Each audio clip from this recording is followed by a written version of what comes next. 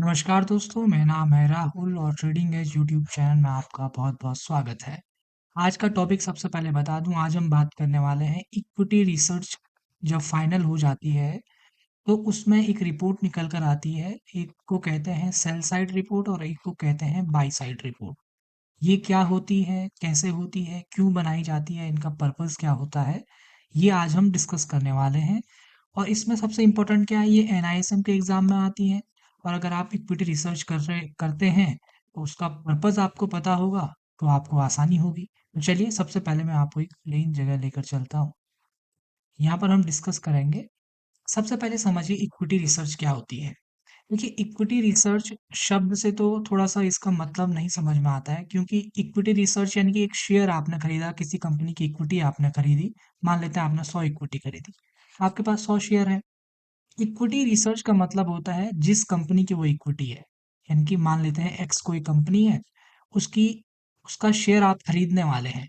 लेकिन उस शेयर को खरीदने के लिए आपने उसकी जो रिसर्च की उस कंपनी की, वो कहलाती है इक्विटी रिसर्च। अब ये कंपनी की रिसर्च कैसे होती है उसको थोड़ा-सा बता देता हूँ। कंपनी की रिसर्च कैसे की जाती है? जब हम उसका एनुअल डेटा देखते हैं, जब हम उसकी बैलेंस शीट देखते हैं, जब हम उसके कॉन कॉल्स पढ़ते हैं। कॉन कॉल्स क्या होती हैं? यानी कि साल भर में मैनेजमेंट द्वारा की गई कॉन्फ्रेंस, जिसमें बहुत सारे रिसर्च एनालिस्ट के द्वारा, इक्विटी रिसर्च करने वाले लोगों के द्वारा उनसे सवाल जवाब किए जाते हैं। उनका जो बातें उन्होंने कही हैं उसके बारे में, वो क्या काम कर रहे हैं, क्या क्या उनका डेटा है। क्योंकि एनुअल डेटा अगर आप देखेंगे तो ये तो साल में एक बार ही आपको मिलेगा। ठीक है, बैलेंस शीट वाला तो साल भर में एक आपको बनानी होगी। लेकिन जो मैनेजमेंट की कॉन्फ्रेंस होती हैं, आप क्रिसिल की रिपोर्टिंग देखते हैं कि क्रिसिल ने इस कंपनी के लिए क्या-क्या रैंकिंग दी है कि ये लोन लेने में सक्षम है, लोन पे करने में सक्षम है या नहीं है। उस हिसाब से इक्विटी रिसर्च की जाती है। आप कह सकते हैं ये एक फंडामेंटल एनालिसिस भी है जब आप कोई शेयर खरीदते हैं। यानी कि क्योंकि आप लोगों को पता है कोई शेयर 2 तरीके से खरीदा जाता है, रिटेलर 2 तरीके अपनाता है। एक तो उसका रिसर्च करे वो, फंडामेंटल रिसर्च करे। दूसरा आप उसकी रिसर्च करें कैसे? दूसरी आप उसकी रिसर्च करें टेक्निकल तरीके से। टेक्निकल और फंडामेंटल, फंडामेंटल के अंदर ही ये इक्विटी रिसर्च जाएगा, क्योंकि हम पूरा कंपनी का बायोडाटा देख रहे हैं, उस कंपनी के लिए जो रेगुलेशंस आ रहे हैं आने वाले टाइम में कैसे परफॉर्म करेगी, और उसके बाद हम एक इक्विटी उसकी बाय करते हैं। और उसके बाद हम उसमें वेट करते हैं, जहाँ जहाँ जो हमारा टारगेट होगा उसके लिए इंतजार करते हैं। अब आपको यहाँ पर एक और चीज़ समझनी होगी कि जब ये इक्विटी रिसर्च रिपोर्ट तैयार हो गई, तो उस रिपोर्ट को फिर क्या होगा? फिर ये बाय साइड और सेल साइड में कन्वर्ट हो जाती है। देखिए, सेल साइड की रिपोर्ट बनाने का पर्पस क्या होता है, सबसे पहले उसे समझ लेते हैं।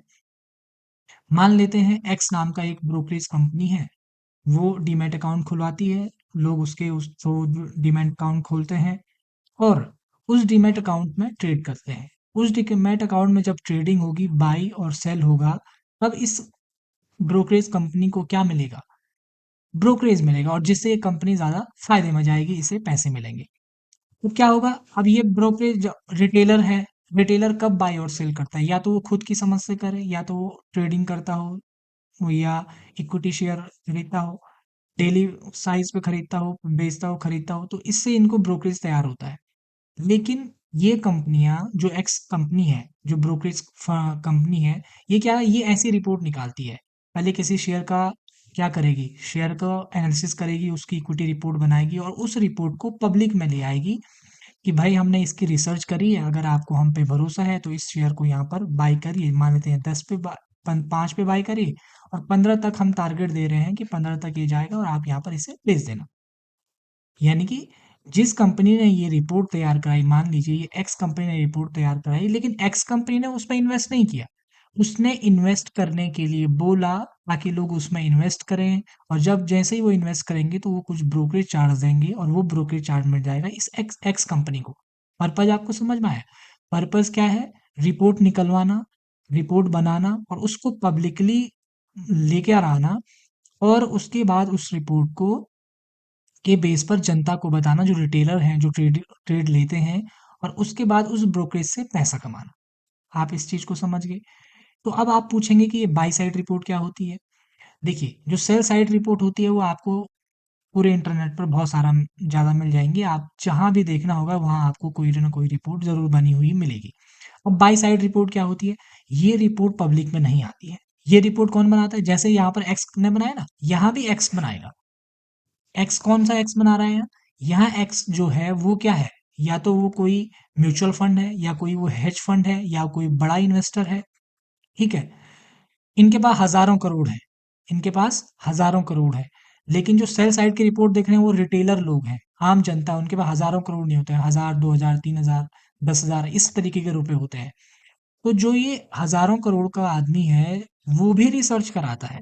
वो देखता है कि मुझे इस कंपनी का अगर शेयर देखना है, शेयर में इन्वेस्ट करना है, तो वो भी इस तरीके की पूरी रिपोर्ट कराएगा। और रिपोर्ट के बाद देखेगा कि हमें उसमें इन्वेस्ट करना चाहिए या नहीं करना चाहिए। उसे ब्रोकरेज से कोई मतलब नहीं। वो उसमें इन्वेस्ट करेगा और देखेगा कि अब मैं इतने साल तक इसमें वेट करूँगा, और उसके बाद जो मेरा टारगेट होगा, या जो मैंने एसएल सोचा होगा, या तो टारगेट मिल जाए, या मैंने जो एसएल सोचा है वहाँ तक मिल जाए, तो जो भी होगा मैं यहाँ से निकल जाऊँगा। अब देखिए, इसीलिए ये रिपोर्ट पब्लिक में नहीं आती है। ध्यान रहे, पब्लिक में क्यों नहीं आती है? क्योंकि लोगों ने इस रिपोर्ट पे अपना पैसा लगाया है, ठीक है?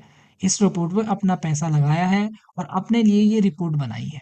तो जब हमारा इन्वेस्टमेंट है, हमारा एनालिसिस है, तो हमें ही इसका इन्वेस्टमेंट करना चाहिए। अब देखिए, कोई इंडिविजुअल आदमी, एक एग्जांपल देखिए, कोई इंडिविजुअल आदमी है, मान लेते हैं इसके पास 1 लाख रुपए है। अब ये भी प्रॉपर इन्वेस्ट करता है, प्रॉपर रिपोर्ट बनाता है किसी इक्विटी की, और खुद के लिए बनाता है, ना किसी को कहता है खरीदो, ना किसी को कहता है बाय करो। चुपचाप इसमें 1 लाख अपना इन्वेस्ट करता है, और टाइम आने के बाद जब इसका टारगेट हो निकल जाता है। तो ये जो रिपोर्ट बनी है, ये भी बाय साइड रिपोर्ट होगी। चाहे क्या हुआ, तो किसी छोटे आदमी ने बनाया, पर क्या होता है कि मैक्सिमम बड़े लोग बनाते हैं, जिनके पास अपना बड़ा पैसा हो, बड़े फर्म हो, और उस पैसे को एक जगह लगाते हैं, तो उसके बाद उससे पैसा कमाते हैं। 2-3 चीज़ें यहाँ पर हमें समझने को मिली। पहला क्या, कि पहला ये कि जो ये रिपोर्ट है, इक्विटी रिपोर्ट, ये एक रिपोर्ट है जिसमें हम कंपनी के पूरे एनालिसिस डेटा, एनुअल डेटा को देखते हैं। उसके बाद उसके बेस पर जो रिपोर्ट बनती है, ये क्या बनी रिपोर्ट। अब इसके पर्पस के आधार पर, जो इसका पर्पस है, यूज इस्तेमाल होने वाला पर्पस है, उसके बेस पर ही हम इसे बाई और सेल कहते हैं। ठीक है, बाई और सेल रिपोर्ट। क्या बात है, सेल रिपोर्ट पब्लिकली हमें मिल जाती है, बाई रिपोर्ट कभी पब्लिकली नहीं मिलेगी आपको। ठीक है, सेल रिपोर्ट में क्या होता है, ब्रोकरेज के माध्यम से पैसा कमाया जाता है। कौन कमाता है? जो ब्रोकरेज फर्म होती हैं, वो इस प्रकार की रिपोर्ट निकालती हैं, तो उनके द्वारा इससे ब्रोकरेज से पैसा कमाया जाता है। बाई वाले में क्या है, इन्वेस्टर अपना फंड लगाता है और उससे जो उसका टारगेट होगा उससे इनकम जनरेट करेगा। ठीक है, तो ये आपको आई होप समझ में आया होगा। ये एनआईएसएम का जो एग्जाम होता है रिसर्च एनालिस्ट का, उसमें भी ये टॉपिक है, इक्विटी रिपोर्ट, और जिसमें बाय और सेल रिपोर्ट जो होती है वो वहाँ पर उससे भी सवाल बनते हैं। ठीक है, आई होप आप लोगों को ये वीडियो समझ में आया होगा, और अच्छा लगा वीडियो को। अच्छा लगता है तो वीडियो को लाइक, शेयर और चैनल को सब्सक्राइब जरूर करें। हमारे साथ बने रहने के लिए, वीडियो को देखने के लिए आप सभी का प्रेम पूर्वक धन्यवाद।